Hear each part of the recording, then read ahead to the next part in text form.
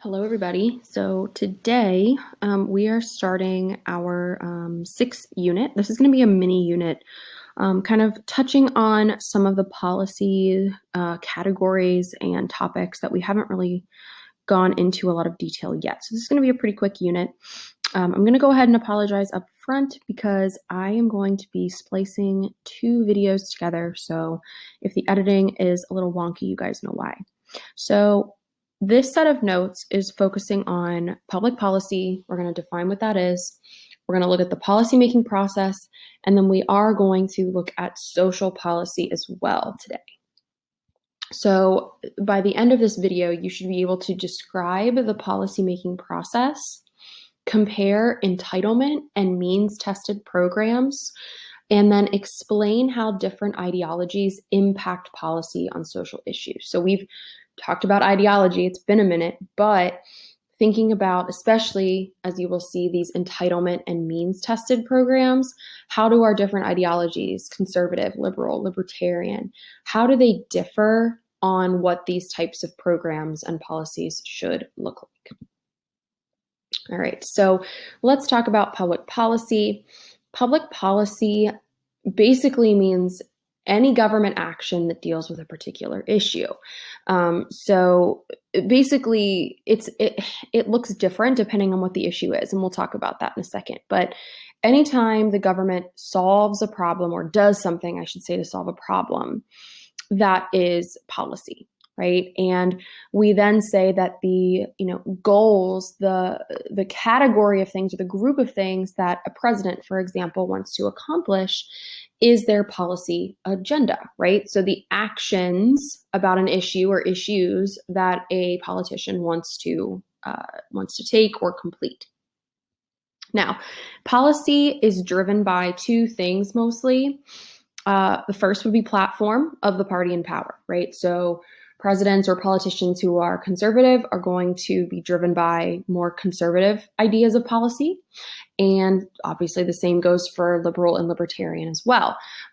So you do see that when it comes to tension between, the branches of government. We do definitely see ideology play a role here. And then also, policy is driven by the needs of the nation at the moment the policy is also made. So, in times of crisis, for example, certain issues might be set aside in favor of more immediate action, right? I can think about COVID. Some of the other issues that we were dealing with prior to COVID, which seems like so long ago at this point, are just now being picked back up because we needed to pass policy to get the economy back going or going back, to the way it was when everything shut down. So it kind of is a case-by-case basis. The agenda, what is important is always shifting. And policy itself is centered around this idea of almost like costs and benefits, right? Like who pays, and I say pays literally, right? Money. Policy and implementing policy costs money, but also figuratively, right? So is the policy something that everybody benefits from and everybody pays? Like I think about Social Security, which we'll take a look at here in this video. Does one small group benefit, but then just that small group pays? Is it where almost everybody benefits and a small group pays? For that one, I think about like anti-pollution, car safety regulations, right? Everybody benefits from those. However, the companies that are responsible for making product that have to follow those EPA regulations or those car safety regulations, they have to pay, probably literally, right? In terms of money to get those regulations followed. Now, policy, we see two broad categories. We're going to be focusing on domestic policy. Foreign policy deals with the United States abroad, military dealing with other countries. This would be your president in the role of chief diplomat. We're going to be mostly focusing on domestic policy within the United States borders, within the borders of the country and the people that are impacted by that type of policy. So the two that we're going to be looking at, you can think of domestic policy as kind of this umbrella term. We're going to be looking at social policy in this video, And we're also going to be looking at economic policy as well. So let's talk about the policymaking process. I've got this beautiful circle here. This is actually going to be on each slide, so you can always reference it. This is the policymaking process in a nutshell.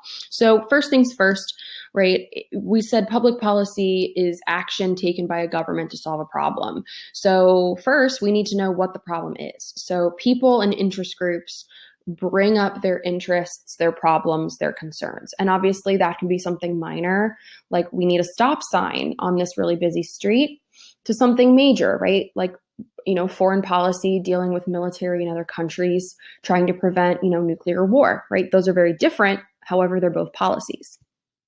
Now, agenda setting, right? Figuring out what to tackle first is a challenge because people, groups, we don't agree on what is most important. So prioritizing the agenda can be difficult. And also then accomplishing that can be difficult as well when you think about, do we have a unified versus a divided government? Now, once the interest or problem or concern is known, people, groups take those ideas of policy through the linkage institutions.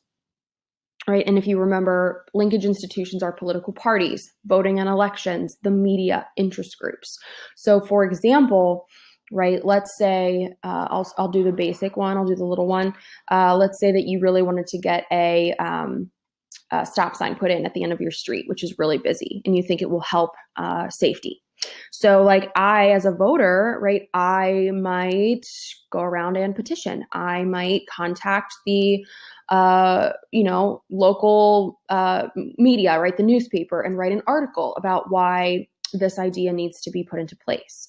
I might engage in my political party and try to get support through like-minded individuals, right? And when it comes time for elections, I might vote for someone who has that same viewpoint, right? So then those linkage institutions kind of get the ball rolling, right? They connect us with the, excuse me, I thought it was next, but it's not, but they connect us with the policymaking institutions, which we'll look at.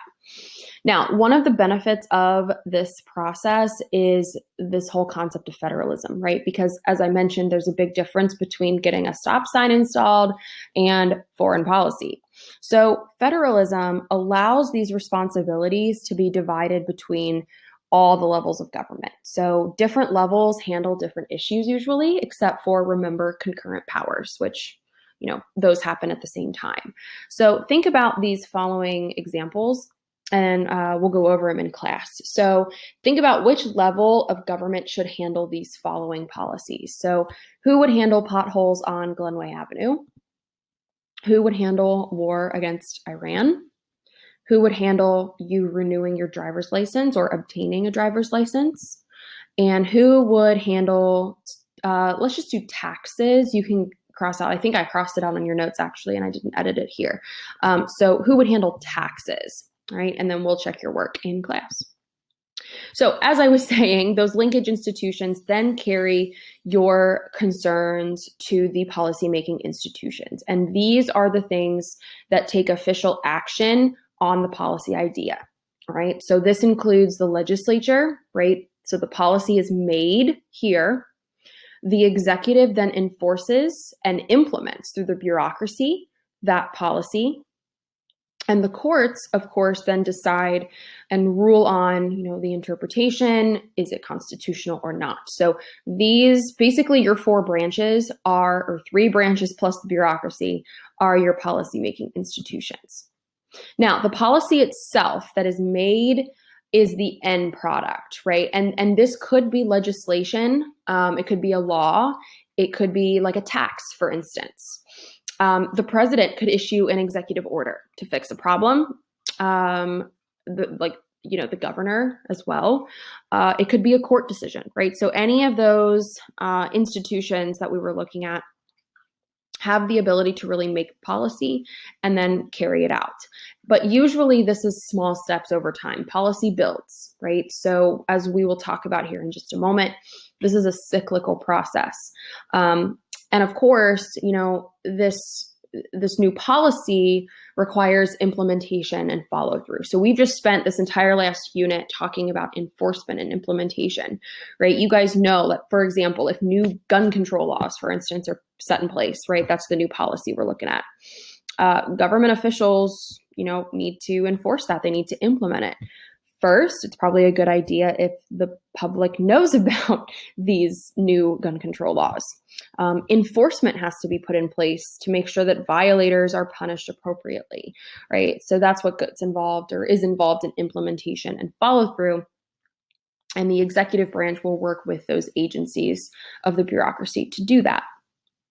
Now, the final kind of step of the policy is to see how it impacts the people.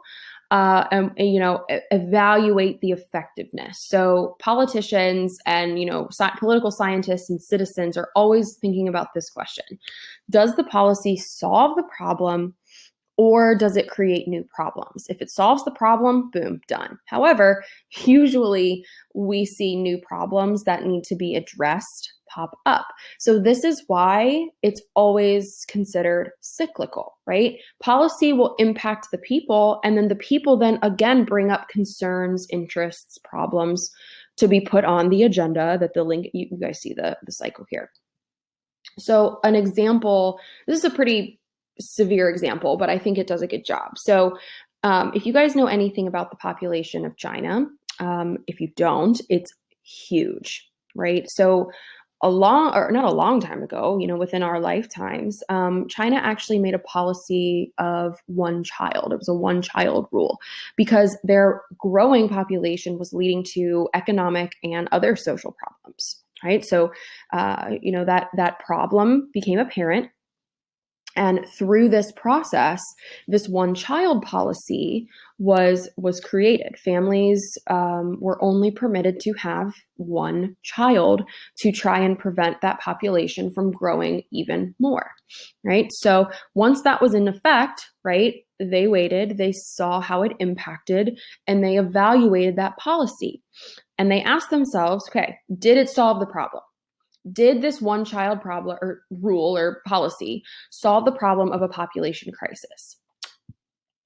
Long story short, yes, because fewer babies were being born, right? If you restrict your people, your citizens from having one child, yeah, that's going to decrease population. Then they asked themselves, were new problems created that now need to be addressed? And boy, yes, it did. It absolutely created different problems that now needed to be addressed on the agenda.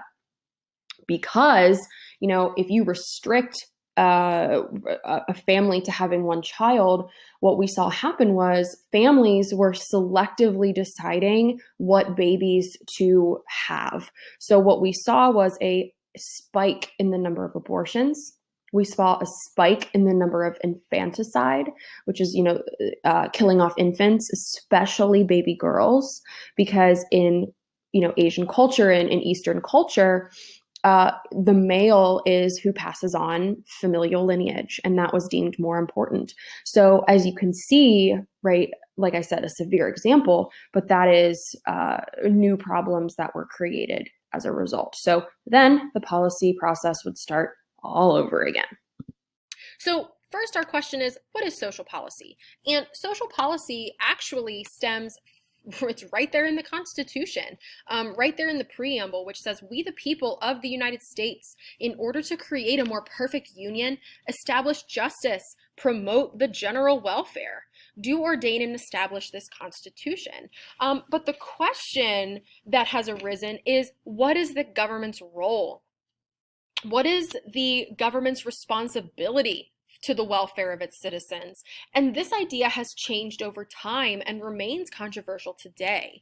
And specifically, we see a divide in our policies of social welfare, healthcare, education, environment, really split and divided along ideological lines. So I want to talk about first social welfare policies. And social welfare policies specifically are these programs that provide support and assistance to specific groups of people, whether that's the elderly, the disabled, those in need, families with needy children, for example. And this is where a lot of the controversy comes in, right? Because when we're talking about welfare, right? I mean, think about what that word means to you, even though it comes right out of the preamble.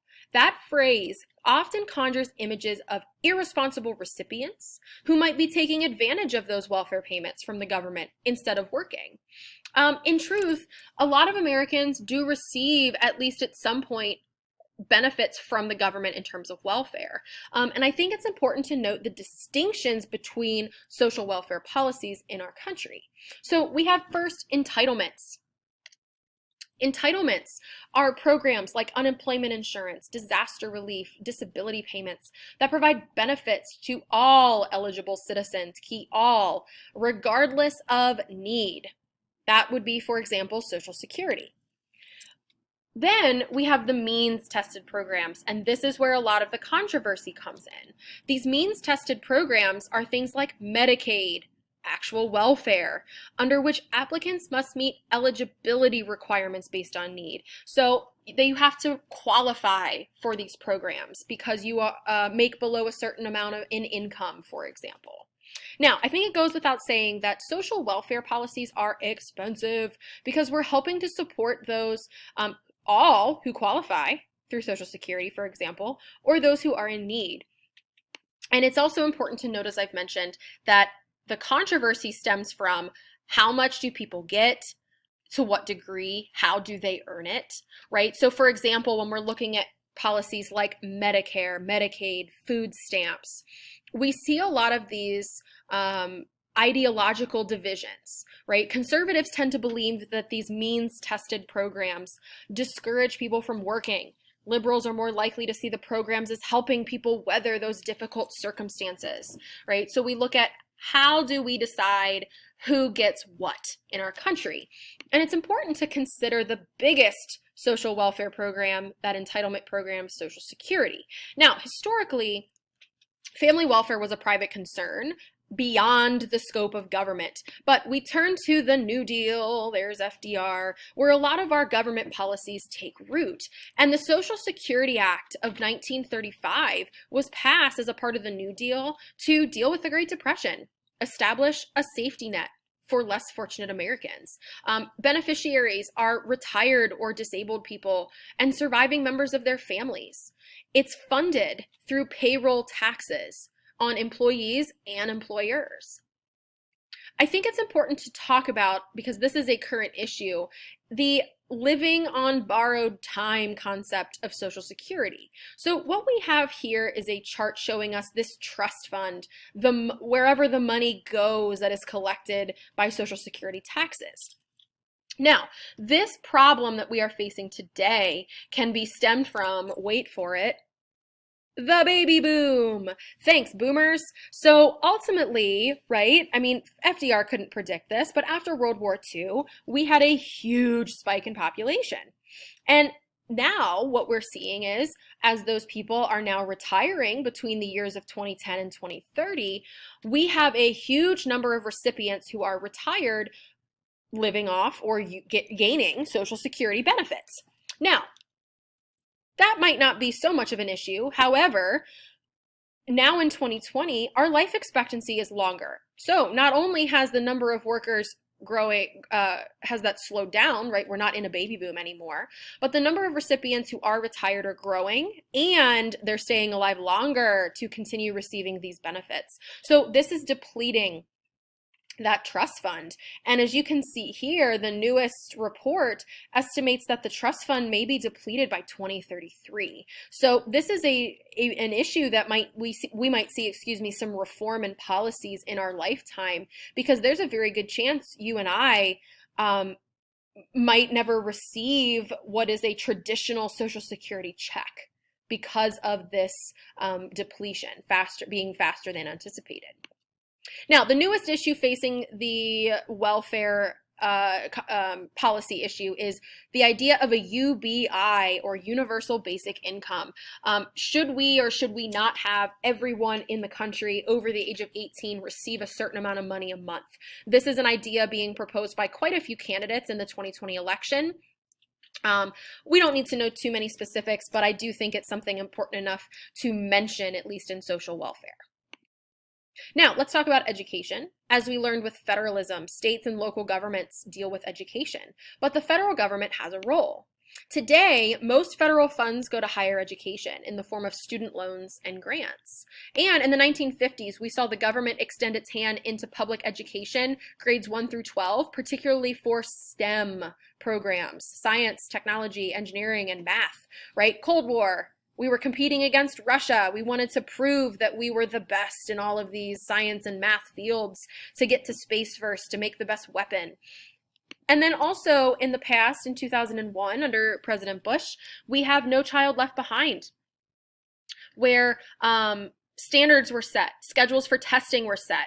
The program has been controversial because it's imposed unfunded mandates, which, if you remember, are those requirements by states to meet federal guidelines unless they would like to receive consequences, whether fines or withholding of funds. But, however, the government today funds less than 10% of the total amount spent on education, but that doesn't mean it's completely out of the realm. Now, healthcare is another controversial issue that has been talked about a lot recently, specifically with this idea of national health insurance or universal health care. And that has been really pushed recently by this guy, Bernie Sanders, starting in 2016. But Harry Truman was the first president to start pushing for a national health care program. And just some quick things on the healthcare in the United States. We spend $2.5 trillion a year on healthcare. And this is so high because new technologies add to cost, right? The better the healthcare, the more expensive it's going to be. And in our country, no one person, group, entity has primary responsibility for payment or control of the cost. We also see inequalities in access to healthcare. You gain coverage to healthcare, getting it through your employer, right? Your employer will purchase you a health insurance plan. You can buy individual plans, but they're more expensive. And what we see is small businesses are not offering these programs to their employees because they're too expensive for them to purchase. So people have unequal access to quality health care in our country. Now, the government does play a role in healthcare through Medicare and Medicaid. Medicare is an extension of Social Security tacked on later as part of that entitlement program, specifically caring for the elderly, those retired. And then Medicaid is one of those means-tested programs for those who are economically disadvantaged, who have to prove that they are below a certain income level to receive medical benefits. It's also important to talk about Obamacare when we look at how this has impacted healthcare. It's also known as the Patient Protection and Affordable Care Act. It was designed to extend health insurance coverage to millions of uninsured Americans. It also prevented insurance companies from denying coverage due to pre-existing conditions and requires plans to cover a list of essential health benefits and preventative care like mammograms and yearly physicals. Now, for medical research and regulation of food and drugs, the government also has a role in this. Whether it's gathering information, monitoring healthcare, the FDA of the bureaucracy labels, processes foods, drugs, cosmetics, the Center for Disease Control monitors global health even and health within the United States. So they're responsible for, this whole new coronavirus issue that's coming out. Alerting the public on that, regulating vaccines. And then finally, we move to the environment and energy. So we again trace history back to the 1960s and 70s under President Nixon, forming the EPA. And this EPA is that largest regulatory agency looking at pollution, pesticides, radiation, waste. And as we know, as they're a regulatory agency, they're responsible for monitoring compliance to those regulations. One of the other things that the EPA does is require environmental impact statements whenever a new project is proposed, whether that's building a post office, widening the road, right? Any sort of building. An impact statement, an investigation has to be done to see how the environment would be impacted by that development. Right? We've talked about the Clean Air and Water Acts, so I'm not going to talk about those too much, but these are those acts that the EPA has to monitor for compliance. The EPA also monitors the endangered species in our country and around the world, looking at those that are on the threatened and vulnerable list to make sure they don't become extinct. The EPA also taxes chemical companies to create what's called the Superfund to deal with wastes produced by these companies in case there is a spill that needs cleaned up. And it also addresses global warming. Now, for energy, energy is coordinated by the Department of Energy in the really created in the 1970s in the wake of the worldwide oil and gas shortages. And the major concern today is maintaining a supply of cheap energy that we depend on for our activities, right? We have a dependence on Middle Eastern oil. We're also keeping a watchful eye on depletion of natural resources, damage to the environment. So our biggest goal are renewable and sustainable resources, whether that's wind, solar energy, right? We want to make sure it's sustainable. Okay, so that concludes this part on domestic policy. Next, we're going to be taking a look at economic policy in terms of on the domestic side of things. So stay tuned for that video, and I will see you guys in class. Bye.